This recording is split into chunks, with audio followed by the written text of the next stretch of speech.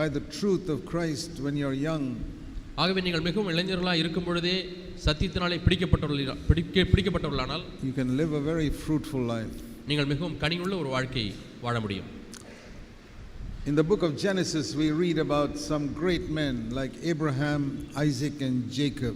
ஆதியாகம புத்தகத்திலே மிகப்பெரிய தேவ மனிதர்களாகிய ஆபிரகாம், ஈசாக்கு, யாக்கோபை குறித்து நாம் வாசிக்கிறோம். But do you know that in that book the maximum number of chapters are written about a young man called Joseph? இந்த புத்தகத்திலே அதிகபட்ச அதிகாரங்களை ஒரு இளம் வாலிபன் யோசேப்பை குறித்து எழுதப்பட்டிருக்கிறது. There's more written about Joseph than about Abraham, Isaac and Jacob. Abraham, Isaac, யாக்கோபு இவர்களை குறித்து எழுதப்பட்டதை காட்டிலும் யோசேப்பை குறித்து அதிகமாக எழுதப்பட்டிருக்கிறது. God chose Abraham when he was 75. Abraham 75 வயதாக இருக்கும் பொழுது தேவன் அவரை தெரிந்து கொண்டார். And I don't know how old Isaac was, maybe 40 or so when he got married. ஈசாக்கு எவ்வளவு வயது இருக்கும் என்று தெரியவில்லை. ஒருவேளை 30-40 வயதாக இருந்திருக்கலாம். Or 60 when he had children. அல்லது அவருக்கு பிள்ளைகள் பெறும்பொழுது 60 வயதாக இருந்தது. And Jacob also was very old, 60 years old when he became Israel. அதே போலதான் யாக்கோபும் இஸ்ரவேலாய் மாறும் பொழுது 60 வயதாக இருக்கும்.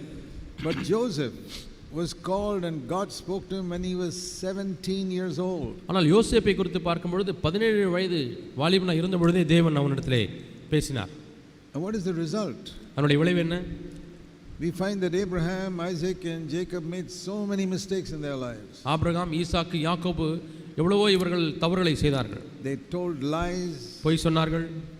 But Joseph, in the whole history of his life, you never find one wrong thing written about him. ஆனால் யோசேப்புடைய முழு வாழ்க்கையும் பார்க்கும் பொழுது ஒரு சிறு தவறு கூட செய்ததாக நான் பார்ப்பதில்லை. Even his 10 brothers who tried to kill him and sold him as a slave, he forgave them. அவனுடைய 10 சகோதரர்களும் இவரை எப்படியாவது கொன்று விட வேண்டும் என்று சொல்லி முயற்சித்தார்கள். ஆனாலும் யோசேப்பு அவர்களை மன்னித்தார். He honored his father in his old age. தன்னுடைய முதிர் வயதிலே தன்னுடைய தகப்பனாரை கனமணினார். Why is the story of one young man written in the very first book of the Bible? முதல் வேதாகமத்தின்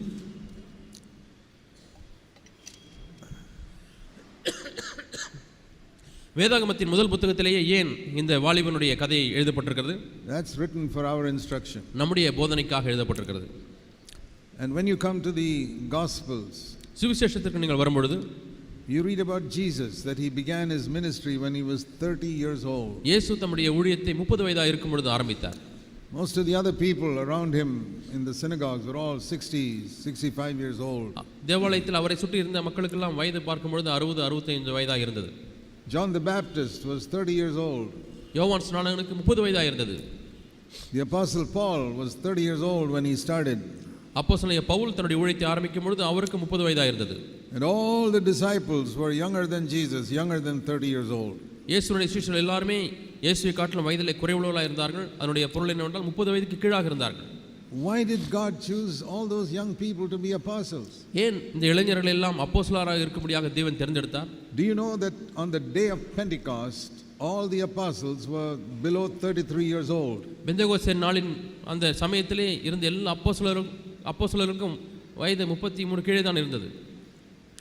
The first apostles of Christianity were 33 years old. கிறிஸ்தவத்தின் முதல் அப்போஸ்தலர்களுக்கு வயது 33 கீழே தான் இருந்தது. Is that only for 2000 years ago, or does God want to do like that today also? இந்த வித காரியங்கள் 2000 ஆண்டுகள் முன்பு மட்டும்தான் பொருந்துமா அல்லது இன்றைக்கும் தேவன் அப்படி செய்ய விரும்புகிறாரா? He wants to do that even now. இன்றைக்கும் தேவன் அப்படி செய்ய விரும்புகிறார். Samuel was selected when he was probably 6 or 7 years old. சாமுவேலை பார்க்கும் பொழுது 6-7 வயதாக இருக்கும் பொழுதே தேவன் அவனை தெரிந்து கொண்டார். God spoke to him. தேவன் அவனோடு கூட பேசினார்.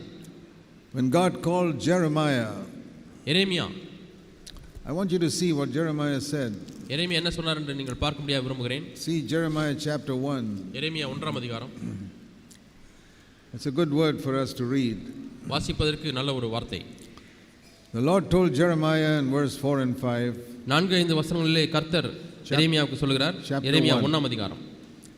Before I formed you in the womb, I knew you, and you. நான் உன்னை தாயின் வயிற்றில் உருவாக்கும் முன்னே உன்னை அறிந்தேன். Before you were born, I consecrated you. I appointed you to be a prophet to the nations. நீ கர்ப்பத்திலிருந்து வெளிப்படும் முன்னே நான் உன்னை பரிசுத்தம் பண்ணி உன்னை ஜாதிகளுக்கு தீர்க்கதரிசியாக கட்டளையிட்டேன் என்று சொன்னார்.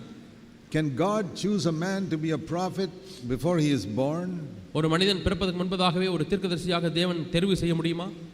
Is that because God is partial that he selects somebody and does not select another one? தேவன் இன்னாரை தெரிந்து கொள்கிறார், இன்னாரை தெரிந்து கொள்ளவில்லை, ஆகவே அவர் பட்சபாதம் உள்ளவராய் இருக்கிறாரா? Why did God choose one of Jacob's 12 children, Joseph, and not the others? ஏன் யாக்கோபினுடைய 12 குமாரர்களிலே ஒருவனாகிய யோசேப்பை தெரிந்து கொண்டார், மற்றவர்களை ஏன் தேவன் தெரிந்து கொள்ளவில்லை? There's no partiality with God. தேவனிடத்தில் பட்சபாதமே இல்லை. There's a reason. That means God looks into the future and sees there's a young person who's going to be faithful. இந்த தேவன் எதிர்காலத்தை பார்க்கிறவராக இருக்கிறார். இதோ இந்த வாலிபன் தன்னுடைய வாழ்க்கையிலே உண்மையுள்ளவனாக இருக்க போகிறான், நேர்மையுள்ளவனாக இருக்க போகிறான் என்று பார்க்கிறார். Not that he never makes a mistake. ஒரு தவறும் செய்யாமல் இருக்க போகிறான் என்று அல்ல. See, there's nobody in the world who's never made mistakes. தவறே செய்யாதவர்கள் இந்த உலகத்தில் இல்லை.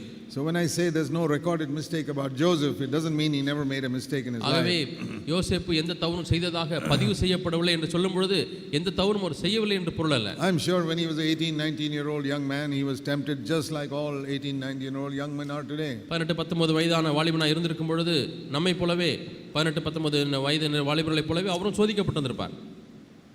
But there were no major sins that they committed. ஆனால் அவர் செய்த பெரிய பாவங்கள் என்று எதுவும் இல்லை. So here we read that God says to him in verse 6. ஆகவே 6ஆம் வசனத்திலே Jeremiah replies to the Lord. 6ஆம் வசனத்திலே எரேமியா கர்த்தருக்கு இவ்வாறாக பதில் சொல்கிறார். He said, Lord, I don't know how to speak and I'm only a youth.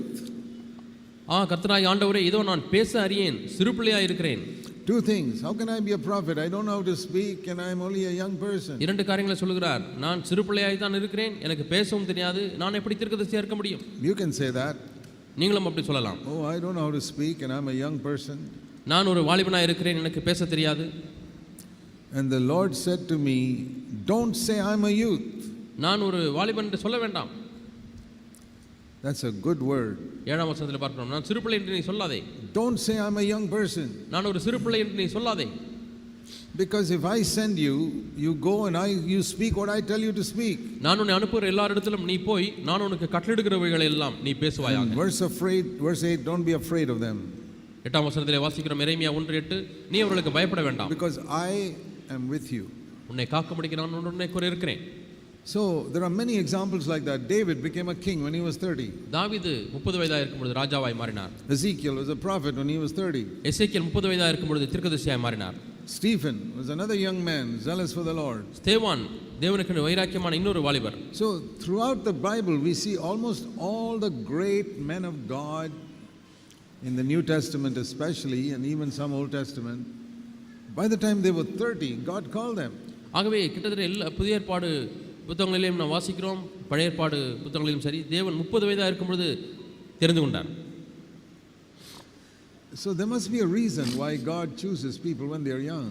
ஆகவே இளம் பிராயத்திலேயே தேவன் தெரிந்து கொள்வதற்கு ஒரு காரணம் உண்டு. See, when Jesus was in Israel, there were experienced people 60-70 years old who knew the Bible better than others. இயேசு இஸ்ரவேலில் இருக்கும் பொழுது வேதத்தை நன்றாய் அறிந்த 60-70 வயது நிரம்பி அநேகர் இருந்தார்கள்.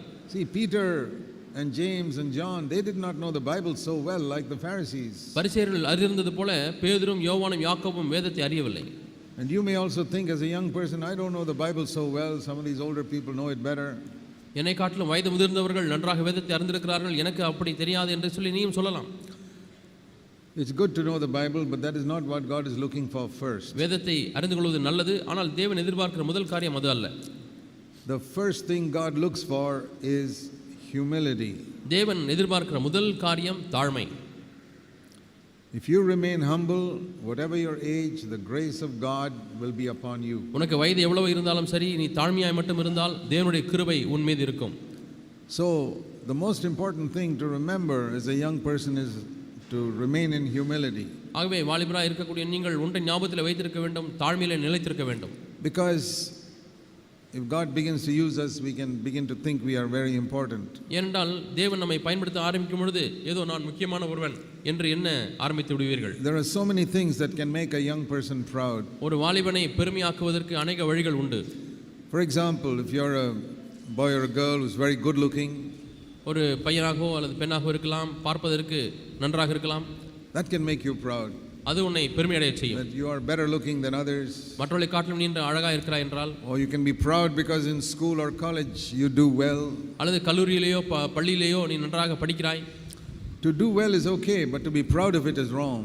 நீ நன்றாக படிக்கிறது நல்லதுதான், ஆனால் அது நிமித்தமாய் பெருமை அடைவது தவறு. Or maybe your father earns more money so you can live in a better standard and that can make you proud. உன்னுடைய தகப்பனார் அதிக பணம் சம்பாதிக்கலாம், அது உன்னை வாழ்க்கையிலே சொகுசாய் வாழ அனுமதித்திருக்கலாம், அது உன்னை பெருமையடைய செய்யலாம். But the Bible says God has chosen the poor. தேவன் தரித்திரரை தெரிந்து கொண்டார் என்று வேதம் சொல்லுகிறது. Don't get discouraged if you are poor. நீ ஏழையாக இருந்தால் சோர்வடைய வேண்டாம். There's a verse like that in James chapter 2. யாக்கோபு 2ஆம் அதிகாரத்தில் அப்படி ஒரு வசனம் இருக்கிறது. It's not my opinion. இது என்னுடைய கருத்து அல்ல, அபிப்பிராயம் அல்ல. See James chapter 2 யாக்கோபு 2ஆம் அதிகாரம் and verse 5. 5ஆம் வசனம். Listen, my beloved brothers, didn't God choose the poor of this world to be rich in faith? என் பிரியமான சகோதரரே கேளுங்கள், தேவன் இவ்வுலகத்தில் தரித்திரரை விசுவாசத்தில் ஐஸ்வர்யவான்களாக தெரிந்து கொண்டார். யாக்கோபு 2:5. So it says in chapter 1 verse 9, let the brother of humble circumstances glory in his high position. ஆகவே ஏழையாக இருக்கக்கூடிய தரித்திரராக இருக்கக்கூடிய ஒருவன் அவன் தன்னுடைய நிலையை குறித்து எண்ணி அவன் chapter 1 verse 9 1ஆம் அதிகாரம் யாக்கோபு 1ஆம் அதிகாரம் 9ஆம் வசனம், தாழ்ந்த சகோதரன் தான் உயர்த்தப்பட்டதை குறித்து மேன்மை பாராட்டுகிறார். So some of us may think, oh, I'm of a poor family. ஆகவே இங்கே இருக்கக்கூடிய ஒரு சிலர், ஐயோ நான் மிகவும் ஏழையான ஒரு குடும்பத்திலே பிறந்தவனா இருக்கிறேன் என்று சொல்லலாம். Most of the early Christians were not very educated. They were very poor people. அநேக கிறிஸ்தவர்கள் நன்றாக படித்தவர்களாக இல்லை, அவர்கள் ஏழைகளாக இருந்தார்கள். In the first century. முதல் நூற்றாண்டிலே. And throughout the years. இவ்வளவு ஆண்டுகளாகவும் அப்படித்தான் இருக்கிறது. So we must not make any of these excuses. ஆகவே இதையெல்லாம் ஒரு சாக்கு போக்காக சொல்லக்கூடாது. If you are young, நீ வாலிபனாக இருந்தால், and you are poor, தரித்திரனாக இருந்தால், not very clever, மிகவும் புத்திசாலியாக இல்லாமல் இருந்தால், it doesn't make any difference to God. அது தேவனுக்கு எந்த ஒரு வித்தியாசத்தையும் உண்டு பண்ணதில்லை. If you are humble, God will give you grace. தேவன் உனக்கு கிருபையை கொடுப்பார். And from a very young age you say, Lord Jesus, I'm so grateful that you gave your life for me. ஆண்டவரே, நீர் என்னுடைய வாழ்க்கை எனக்கு கொடுத்ததற்காக நான் உமக்கு உண்மையுள்ளவனாக இருக்க விரும்புகிறேன் என்று சொல்லி இளம் பிராயத்தில் சொல்லுங்கள். I want to give my whole life to you out of gratitude for what you have done for me. ஆண்டவரே, நீர் எனக்காக செய்ததின் அடிப்படையிலே நன்றியுள்ள இதயத்தோடு கூட என்னுடைய முழு வாழ்க்கையை உமக்கு ஒப்புக் கொடுக்கிறேன் ஆண்டவரே. The Lord will lay hold of you and fulfill his purpose through your life. தேவன் உன்னை பற்றிக்கொண்டு தம்முடைய நோக்கத்தை உன்னுடைய வாழ்க்கையில் நிறைவேற்றுவார். And you must also believe that whatever foolish things you have done in the past, if you repent and confess it to the Lord, he will forgive it completely. கடந்த காலத்தில் எவ்வளவு புத்தீனமான காரியங்களை செய்திருந்தாலும், தவறுகளை செய்திருந்தாலும், நீ தேவனிடத்தில் அறிக்கை செய்திருந்தால், மன்னிப்பு கேட்டிருந்தால், தேவன் அதை முழுமையாக மன்னித்து அதை நீக்கி விடுவார். We must be absolutely sure that Christ has come into our heart and forgiven our sin. நம்முடைய உள்ளத்தில் இயேசு கிறிஸ்து வந்து தங்குகிறார் என்பதை குறித்த முற்றிலுமான நிச்சயம் உங்களுக்கு உண்டாயிருக்க வேண்டும். I'll tell you my own testimony. என்னுடைய சொந்த சாட்சியை நான் உங்களுக்கு சொல்லுகிறேன். I grew up in a God-fearing family. கர்த்தருக்கு பயப்படக்கூடிய ஒரு குடும்பத்திலே நான் பிறந்து வளர்ந்தேன். My father used to send me to Sunday school when I was a little boy. நான் சிறு பையனாக இருக்கும் பொழுதே என்னுடைய தகப்பனார் என்னை ஓய்வு நாள் பாடசாலைக்கு அனுப்புவார். It was not a very good church, but they preached the gospel. அது நல்ல ஒரு சபை என்று சொல்ல முடியாது, ஆனாலும் சுவிசேஷத்தை அவர்கள் பிரசங்கித்தார்கள். And when I was even 12-13 years old, I knew I had to accept Jesus to be saved. 12-13 வயதாக இருக்கும் பொழுதே நான் ரட்சிக்கப்படுவதற்கு இயேசு கிறிஸ்துவை ஏற்றுக்கொள்ள வேண்டும் என்பதை அறிந்திருந்தேன். So I did that. ஆகவே அதை நான் செய்தேன். Nothing happened. ஆனால் ஒன்றும் நடக்கவில்லை. I would say, Lord Jesus, come into my heart. இயேசுவே என் உள்ளத்திலே வாரும் என்று சொல்லுவேன். And no change. ஒரு மாற்றமும் இல்லை. So how do I know whether he came or not? அவர் உள்ளே வந்தாரா இல்லையா என்று எப்படி தெரிந்து கொள்வது? So next time in a meeting again I would say, Lord, come into my heart. அடுத்த கூட்டத்துக்கு போகும்பொழுதும் ஆண்டவரே என் உள்ளத்திலே வாரும் என்று கேட்பேன். So I would say that again and again and again, maybe 100 times. மீண்டும் மீண்டுமா இப்படி சொல்லிக் கொண்டே இருந்தேன். ஒருவேளை 100 முறை சொல்லி இருந்திருப்பேன். Over a long period, about 6 years. கிட்டத்தட்ட ஒரு 6 ஆண்டுகளாக இதை சொல்லி இருந்திருப்பேன். I was never sure whether Christ has come or not. இயேசு உள்ளத்திலே வந்தாரா இல்லையா என்ற நிச்சயமே எனக்கு இல்லை. Because I never heard any voice, never saw any light. எந்த ஒரு சத்தமும் நான் கேட்கவில்லை, எந்த ஒரு தரிசனத்தையும் நான் பார்க்கவில்லை. I heard other people speak about some fantastic experience they had. I never had any such மற்ற experience. மக்கள் சொல்லும் பொழுதெல்லாம் மிகவும் சுவாரஸ்யமான நான் ஆண்டவரை தரிசித்தேன் இந்த சத்தத்தை கேட்டெல்லாம் சொல்லுவார்கள். நான் எனக்கு அவ்விதமான அனுபவங்கள் உண்டாகவில்லை. People talk about seeing angels and all that. I've never seen an angel in my life. நான் தூதர்களை பார்த்தேன் என்று சொல்கிறார்கள். நான் ஒரு தூதனை கூட என் வாழ்க்கையிலே பார்த்ததில்லை. But I believe many angels have protected us even though we don't see them. நாம் அவரை தூதர்களை பார்க்க முடியாவிட்டாலும் அநேக தூதர்கள் நம்மை பாதுகாக்கிறார்கள். So I never had any of these supernatural experiences. ஆகவே எனக்கு இந்த இயற்கைக்கு அப்பாற்பட்ட எந்த ஒரு அனுபவம் உண்டாகவில்லை. So I was never sure. ஆகவே எனக்கு நிச்சயம் இல்லை. Then one day when I was 19 and a half years old, எனக்கு 19 வயதாக இருந்த பொழுது ஒரு நாளிலே I read a verse in John chapter 6. யோவான் 6ஆம் அதிகாரத்தில் ஒரு வசனத்தை வாசித்தேன். I'm sharing this with you because it may help you. நான் ஏன் இதை பகிர்ந்து கொள்கிறேன் என்றால் உங்களுக்கு இது ஒரு உதவி செய்யலாம். Because many of you may be like this. அநேகர் இப்படி உணர்ந்திருக்கலாம். That you have asked Jesus to come into your heart many times and you're not very sure whether he's come. பல சமயங்கள் நீங்கள் இயேசுவே என் உள்ளத்திலே வாரும் என்று கேட்டிருந்திருக்கலாம். ஆனாலும் இயேசு வந்து விட்டாரா இல்லையா என்ற நிச்சயமே உங்களுக்கு இல்லாமல் இருந்திருக்கலாம். There are some people who say, I asked the Lord to come to my heart and I was sure that day he came. சிலர் சொல்கிறார்கள் நான் இயேசுவே என் உள்ளத்திலே வாரும் என்று கேட்டேன் அந்த நிமிடமே இயேசு என் உள்ளத்திலே வந்து விட்டார் என்று சொல்கிறார்கள். Good. நல்லதுதான். But I was not like that. ஆனால் எனக்கு அப்படி அல்ல.